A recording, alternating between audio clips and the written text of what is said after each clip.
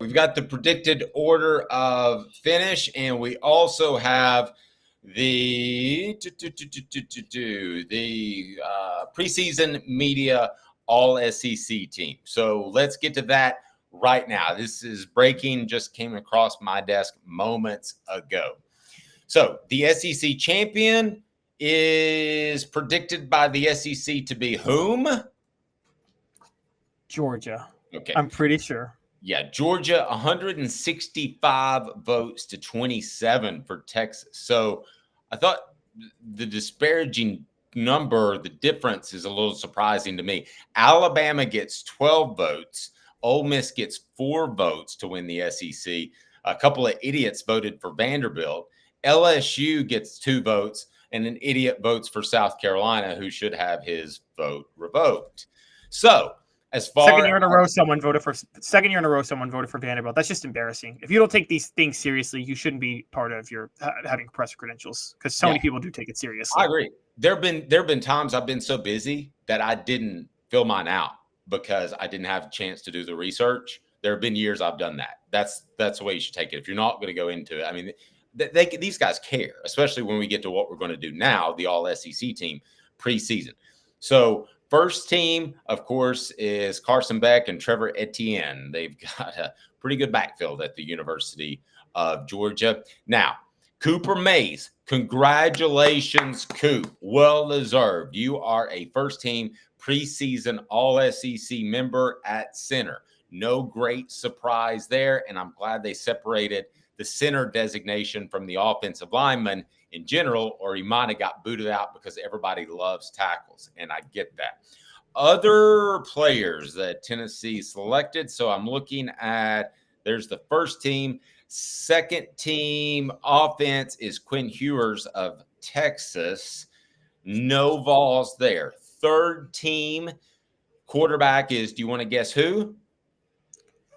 Who's third team quarterback? So you had Carson Beck, Quinn Ewers, Jalen Milroe? Jalen Milroe is your third team quarterback. Now, no more Vols.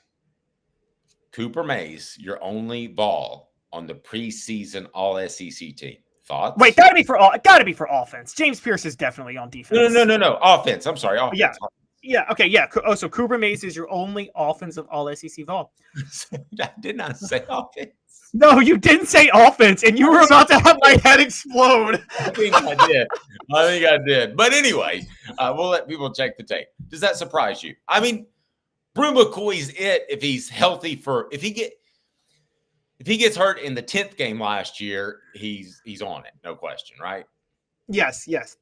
If Brew McCoy is healthy in the 10th game, he's on it. If Jalen Wright is back, he's on it. The only one I would have pushed back on is I felt Javonte Spraggins should have been an offensive lineman on it. But you're right. If they only separate center and then linemen, interior linemen aren't going to get on that list. But I thought Javonte Spraggins should have been on there. But I understand why I can't be mad at anybody. A lot of this is based on last year's production. And last year's production right now, the only guy you can really say that you're high on from Tennessee's offense is Cooper Mays, because a lot of these people weren't playing last year. The defense starts with this. James Pearce, first team, University of Tennessee. For the record, remind me to tell you something interesting about the real UT in just a moment. Okay, so he's the only Vol that makes the first team all-SEC list. Second team, and we're doing this live on the fly.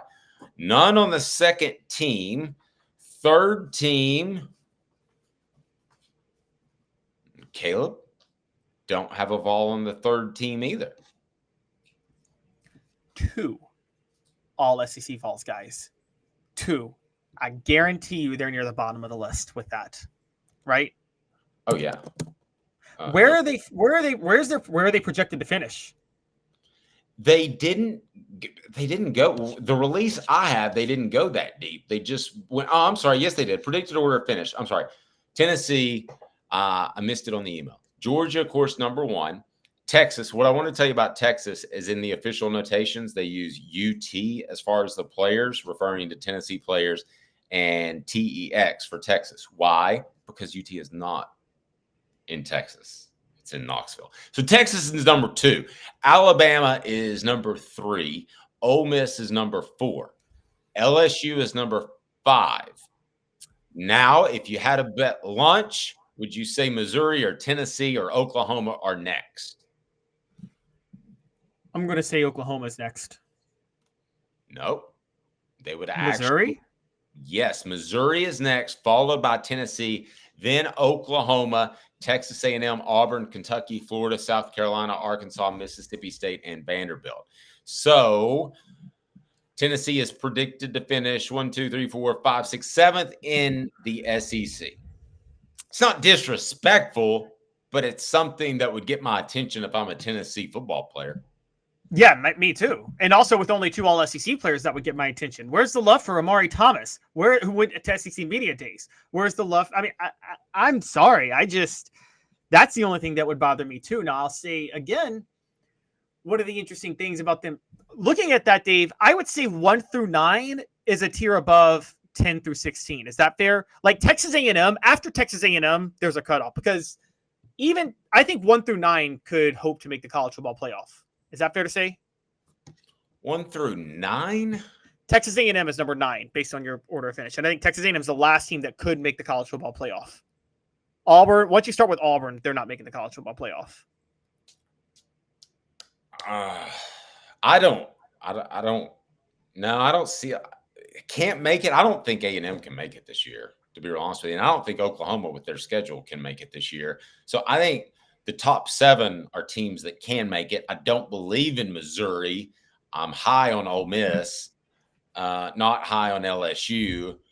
Alabama, yes, they very well could make it. Texas, and then Georgia. So no, I don't think A&M can make the college football playoff this year. They may prove me wrong, but I don't think they can. All right, well, that's where me and you disagree. You think it goes 1 through 7. I think it goes 1 through 9. I get Oklahoma's schedule, but you never know. I don't believe in Oklahoma, but I can't write them off. I think that you're right. 7's not disrespectful.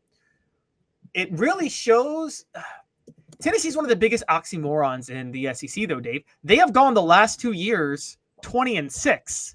They're one of the 5 most successful teams, and they haven't lost that much talent over the last 2 years. Yet somehow, only 2 preseason All-SEC players. And the thing is, I can only make a case for maybe a third. Dave, the weird part is I don't even think it's outrageous that they only have 2. Like, who would you say? Outraged just like 120 seconds ago. I just like Amari Thomas and felt like he should be on there because Amari Thomas has been a 2-time SEC Media Days attendee and is an unsung hero. But I understand why they don't put him on there. He's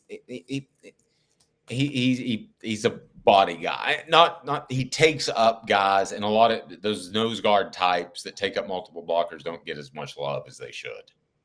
They don't. They never have, and they never will, particularly in 4-3s like Tennessee's. That's why, as you know, Dave, Albert Haynesworth got so mad about being moved over to nose tackle in the NFL. He knew he wasn't going to get the shine he wanted, right? As a nose tackle. Yes. And so I sent you the email from the SEC. They were nice enough to get it to me before we went off the air. So if you want to take a look at that list and see what stands out to you, a lot of Georgia representation on there. As I remind you, the show brought to you by Banks and Jones. And then I'll ask the question, did Tennessee in 7th in the SEC get disrespected? Well, it's because they're Tennessee's trial attorney. You can play to win with Banks and Jones because they'll go to trial. You've heard of other lawyers. They say they'll go to trial and fight for you. They won't. They just want to settle. That's the easiest way out. Well, that's not Banks and Jones, led by T. Scott Jones. They won't settle.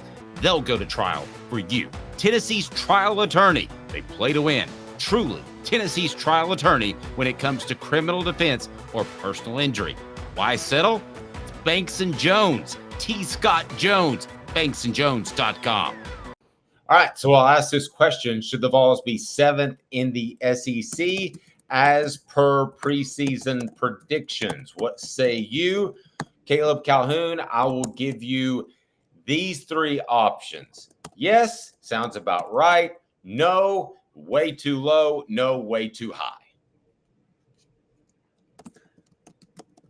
Between those, I'd go no, way too low. It's between sounds about right and way too low because I'm going to say no, a little too low. I think that this is way too much reliance on last year, I would have Tennessee ahead of LSU and Ole Miss. I would. And I know people think, I get the talent Ole Miss brought, but I think people are undervaluing chemistry in college football right now. So I would actually have Tennessee.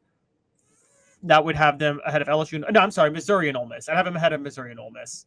So that which would put them 5th. I'd have LSU 4th, Alabama 3, Texas 2, Georgia 1. I understand all of those. I also want to point out that, can I give you my surprise at the bottom of the list, Dave? You ready? Yes. So the bottom of the list, Kentucky 10th, Florida 11th, South Carolina 12th, Arkansas 13th, Mississippi State 4th. I'm sorry, Kentucky 11th, Florida 12th, South Carolina 13th, Arkansas 14th, MSU 15th, Vanderbilt 16th. I would move Mississippi State all the way up to number 11 ahead of Florida, South Carolina, and Arkansas. I said when you were off the show, Dave, Mississippi State's one of my surprise teams this year. They have the new offensive genius of the SEC that everybody's going to love. I asked the question on the YouTube page. Should Vols be 7th in the SEC as per preseason predictions? So no surprise, our audience says no, too low. But 17% said yes, sounds about right. 7th just doesn't sound right to me. 5th sounds right. I look at teams that I think are significantly better still in talent, and I think Georgia for sure. I think Alabama, I think Texas, but I don't know that anybody's that much more talented. So if you want to start to talk about Missouri and Oklahoma and that sort of thing, I will take Tennessee's coach over them. So of those, that second grouping in my mind, Tennessee has a coaching advantage, and I'll take that to the bank. We discussed earlier how FanDuel had dropped Tennessee to 8.5. I would take that to the bank as well, Caleb. 7th just doesn't sound right to me. 5th sounds right. I would say Tennessee was disrespected at 6th, to be real honest with you. Yeah, I would say so too. I think a part of this is just how loaded a lot of people see the SEC as this year. I think there's a lot of love behind coaches there shouldn't be. The Eli Drinkwitz thing, we talked at length about that. Just to go through the coaches ahead of Tennessee. I can't believe I'm saying this. I thought, look, he's still the smartest coach hired at LSU since Nick Saban, but I think Josh Heupel has a coaching advantage over Brian Kelly. I think that there's a little red flag ticking with me with Brian Kelly right now, and some of the mistakes he's making, particularly on the defensive side of the ball at LSU. I just have to point that out. Ahead of them, Ole Miss. I would take Josh Heupel over Lane Kiffin, but I don't think there's any difference in intelligence here. I think they're similar. They're both very smart. Alabama and Texas are both at 3 and 2. And Dave, you may have forgotten this, or I don't know. The last Football IQ segment we did with John at the end of last year was in the college football playoff.